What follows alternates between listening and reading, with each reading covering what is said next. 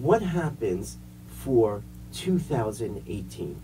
Do the Republicans get their clocks clean? What happens? Let's take it one step at a time. Does the tax bill pass? Secondly, how long does McConnell and Ryan last? And what happens? What does the Congress look like, the House and the Senate? I think 2018. the tax bill, some tax cut passes in Q1 of next year. I think McConnell and Ryan stick around until they decide that they want to leave. And I think that Republicans, if you're betting, I look at all the punditry about these races, and I don't know what the hell people are looking at.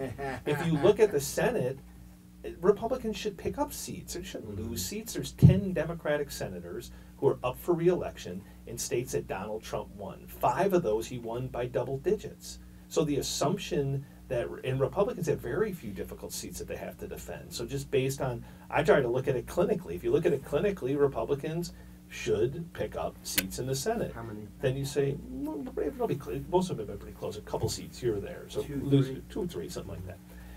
Then in the House, you say, wow, look at all the talk this morning on the shows is there's these generic polls showing Democrats up 11.